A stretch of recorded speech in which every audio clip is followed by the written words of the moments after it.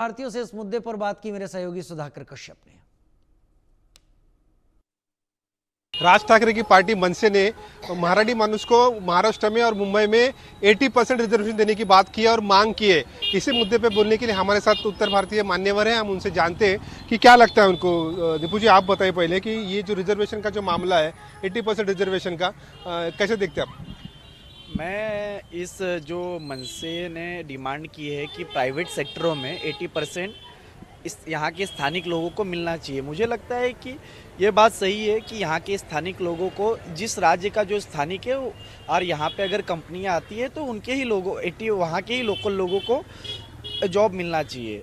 लेकिन मेरी ये मांग है कि ये जो महाराष्ट्र में हर प्रांत के, हर राज्य के लोग कई पीढ़ियों से रह रहे हैं, एक पीढ़ी, दो पीढ़ी, जिन्होंने यहाँ पे जन्म लिया, जिन्होंने यहाँ पे सब, जिनका डोमासाइल है, जिन्होंने यहाँ पे पढ़ाई लिखी की, शादी की, बच्चे किए, बट उनका सरनेम तिवारी, गुप्ता, यादव या मेहता, जैन होने की वजह से क्या उनको लोकल में काउंट किया जाएगा?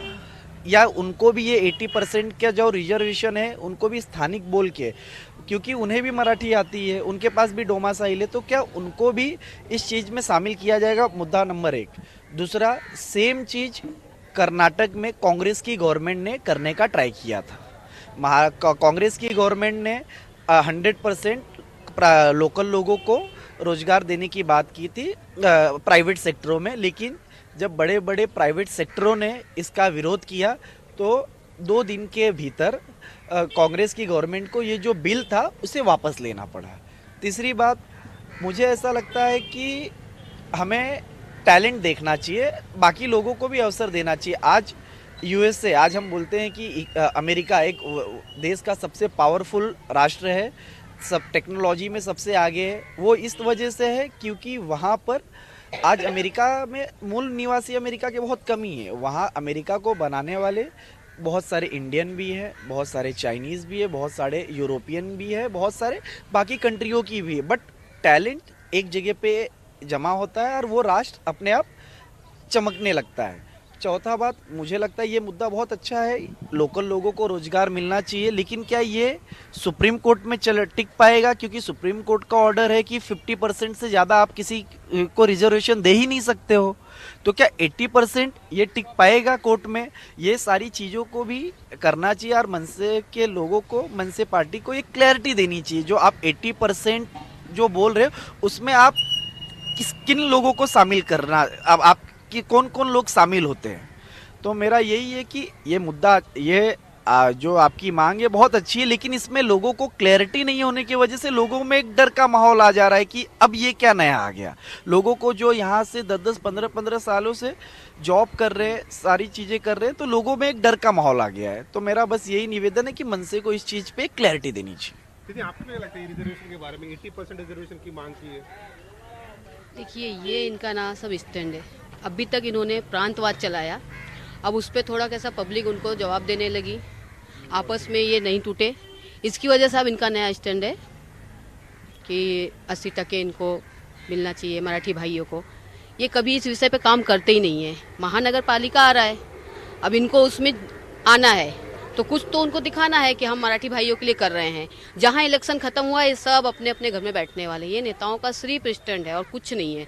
और यहाँ पे जो महाराष्ट्र में जो उत्तर भारतीय, प्रांतीय और जिनकी 2-2, 3-3 पीढ़ी यहाँ रह रही है, उनके लिए क्या ये क्लियर बात करें। ये सिर्फ मराठियों के लिए बोल रहे हैं, वहाँ के रहवासी महाराष्ट्रियों के लिए बोल रहे हैं, या और भी लोग हैं जो वहाँ से 2-2, 3-3 पीढ़ी रह रहे हैं, वहाँ उनको महाराष्ट्र की भाषा आती है, वहाँ पे उनका हर कागज, हर वोटिंग करते हैं, उनके लिए भी ये क्लियर करें कि उनको भी यहाँ नौकरी देनी चाहिए, उनको भी प्राइवेट सेक्टर में नौकरी का मिलना चाहिए कि नहीं। ये मतलब हर बात क्लियर बोलें, सिर्फ मराठी भाइयों के लिए कर रहे हैं या भारतवासियों के लिए कर रहे हैं या महाराष्ट्र में रहवासी है जो उनके लिए कर रहे हैं।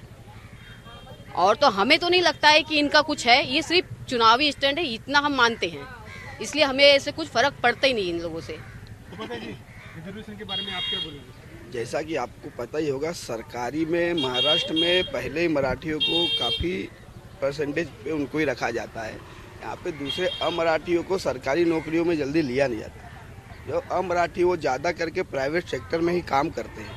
अगर प्राइवेट सेक्टर में 80% इनको सिर्फ मराठी बोल के दिया जाएगा तो जहाँ पे इतने लोग रहते हैं जो दूसरे प्रांत से आके, उनके पेट पे सीधा सीधा लात लग जाएगी, क्योंकि उनको सीधा सीधा नौकरी से छोड़ निकाल दिया जाएगा।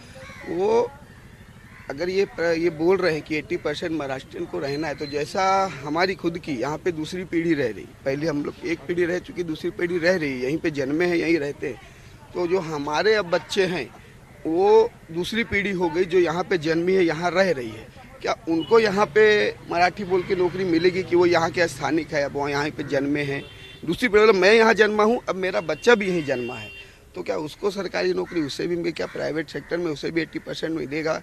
ये क्लियर मन से करे अपना मुद्दा पहले।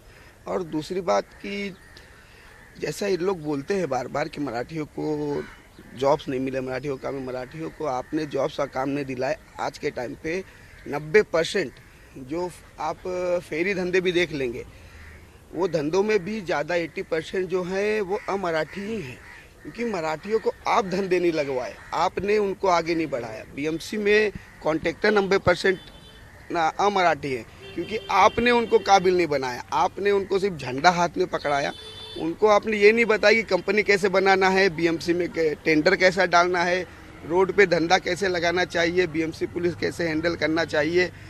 हर हम देखते हैं कि वीडियो आता है कि मराठियों को धंधा लगाने नहीं, ऐसा नहीं है। धंधा बीएमसी पुलिस जैसा उनका धंधा लगाने वैसा आपका भी धंधा लागी, पर यही डिपेंड पड़ता है कि आपको जब बीएमसी पुलिस कुछ थोड़ा सा वो करने आएगी और तुरंत आप उनको इस मुद्दे पे घेर लेते हैं, इसके कारण आपको प्रॉब्लम्स होती हैं। और सबसे बड़ी बात कि इनके नेता ही इनको धंधा पानी कराना नहीं चाहते, इनको कुछ काम धंधा या बिजनेस करें, ये एक आगे बढ़े मराठी, ऐसा नहीं चाहते कि ये इनका झंडा कौन पकड़ेगा, इनके लिए मुद्दा कौन बनाएगा।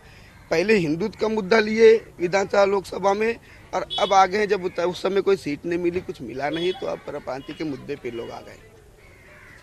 रिजर्वेशन का मुद्दा है, रिजर्वेशन आज 50% के ऊपर टिकता नहीं है, तो ये रिजर्वेशन क्या लगता है आपको, मतलब कि किस तरह से टिकेगा?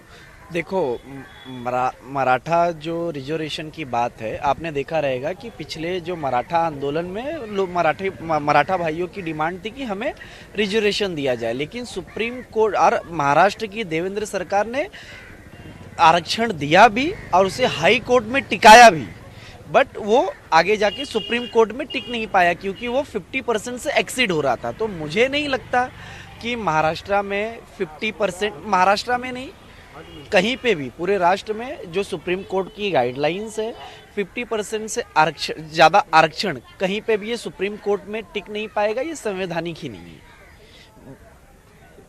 लेकिन राज्य सरकार ने उसके बारे में जीआर निकाला है। राज्य सरकार ने, मुझे इस बारे में जानकारी नहीं है। आप प्राइवेट सेक्टर के बाद एक पूरा जीआर है।